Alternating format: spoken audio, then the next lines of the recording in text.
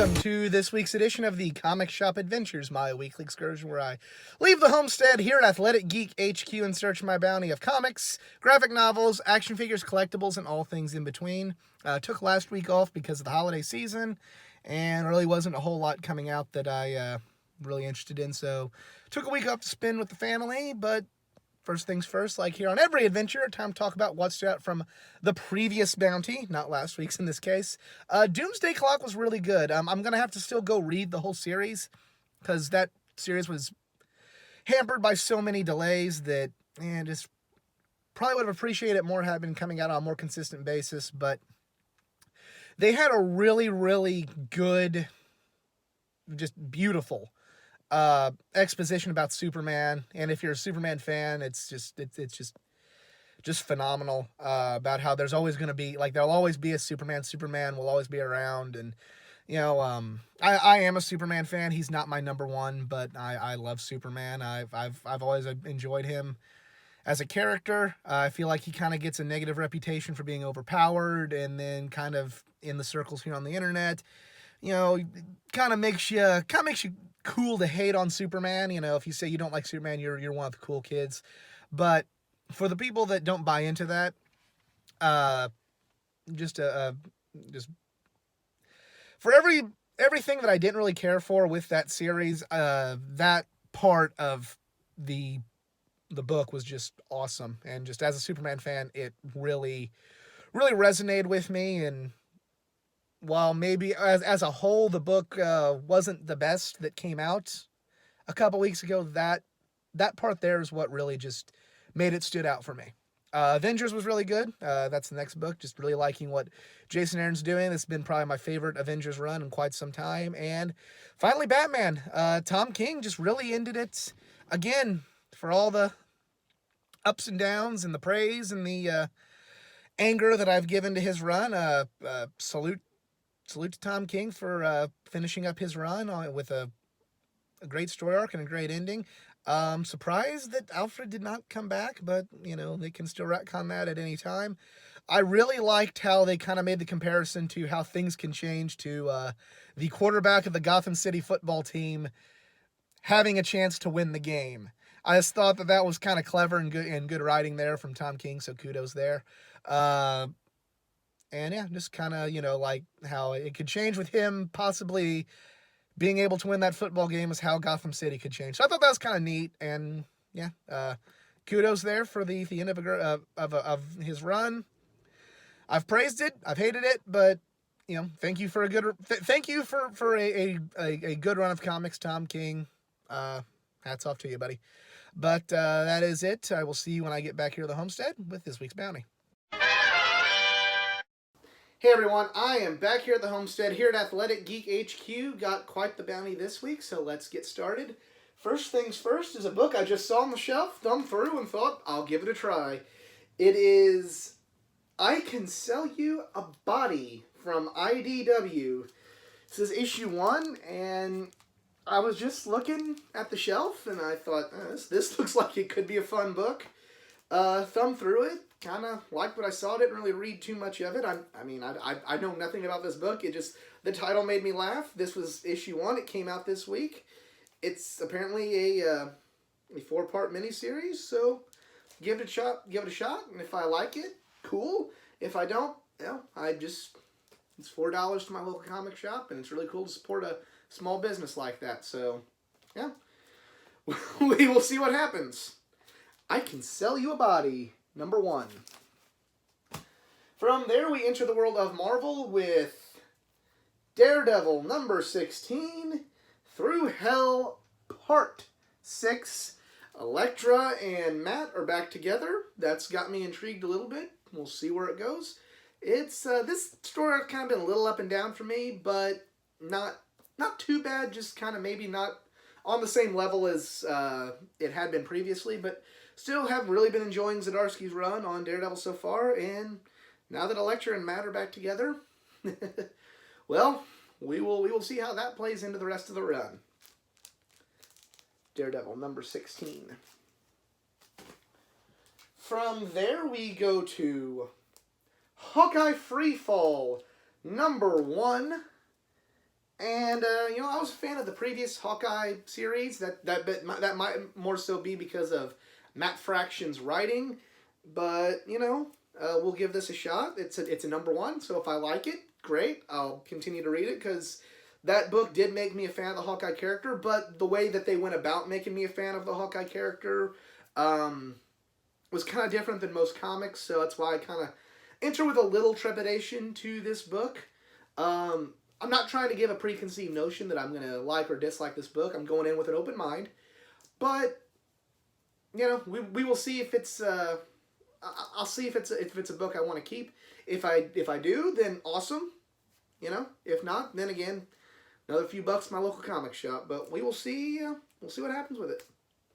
Hawkeye Freefall, number 1. From there we go to, once again, Thor, number 1, and it's by Donny Cates. And I remember in the past, I said once Jason Aaron's run had concluded, I was going to probably cut Thor, but my local comic shop pulled this one for me, and I thought, you know what, we'll see. My friend the Animeister, who went to Louisville with us, and we got some more projects with him on the horizon, he's a big Donny Cates fan. He kind of convinced me to give it a shot, so... yeah, once again, like the Hawkeye Freefall book, like the I Can Sell You a Body book, if I like it, cool. If not, I helped out my local shop, and yeah, we'll just have to see. Thor, number 1. And we now go to X-Men, number 4. Kind of been digging this book a little bit more. Hickman's starting to impress me a little more than what he did in the 2 miniseries leading up to it. Not my favorite X title, but still, still good enough to be on the list, and looking forward to see where things go. X-Men, number 4. And now we go to Marauders, number 5. I'm kind of hoping this picks back up a little bit. I did not care for number 4 that much. That isn't to say it's going to stay that way. Sometimes you just have some issues that you don't care for, but I just could not get into it. I read it twice, and I still couldn't get into it, so, hopefully things kind of pick back up, because I have been enjoying the book prior to this, so, I don't know. I said hopefully it picks back up, because I was really enjoying it, and sometimes, not everything's a home run. You can't get mad at one bad issue or one issue that you didn't like and then just boycott stuff. That's ridiculous in my opinion. So hopefully it picks back up. Hopefully this kind of redeems it in a way, and hopefully it gets back to being one of the books I look forward to the most. Marauders, number 5. And now we enter the world of DC with Detective Comics number 1018. New story arc from Peter Tomasi. He's back on the book, and he never really left, but he the previous issue had a different writer. Beginning of a new story arc, and love this run so far. If there's something that I had the utmost confidence in knowing that I'm going to like, it would be this. You never know, but pretty confident I'm going to be able to get into this. I've loved everything that he's done on this book so far. The Mr. Freeze and Deadshot stories were amazing. Yeah. We'll see how this new one goes. Detective Comics, number 1018. Then we go to The Flash, number 85. It's... with the death of the original Captain Cold, their universe's Captain Cold, Barry's world has been turned upside down with the rest of his speedster friends. That was a big shock to me, and yeah, I want to see where this goes with the rest of this very, very cold world and this cold set of circumstances. That's almost a JC level pun there, or an Arnold Schwarzenegger, Mr. Freeze type of pun. Take your pick. Looking forward to see what happens with that and how things progress with in Barry's life with something that shocking. Because even though they were rogues, there was always like the respect between the rogues and the Flash. And when you saw the Captain Cold that respected the Flash end up being murdered by a different sort of Captain Cold. It's kind of a different set of rules for Barry, and I don't know how he's going to react to that. So yeah, Flash number 85. From there we go to Action Comics number 1018. Guest starring the Justice League. So I'm pretty excited about this. Just because it's got John Romita Jr. on the art, and I get to basically appreciate John Romita Jr. drawing all of the Justice League. That's the thing that I'm looking forward to the most of this book. Bendis, with what he's doing in this regular Superman title was shocking. I mentioned it in the last adventure that I'm very interested to see what happens with that. Don't really know what's going to happen in action. I don't know how that's if that's gonna cross the streams, if you will. But the thing I'm looking forward to the most is just seeing John Romita Jr.'s art on all the DC characters that I haven't seen him draw yet. So, yeah. If nothing else, that's why I'm pumped up for this book. Action Comics, number 1018. From there we go to Justice League Dark, number 18.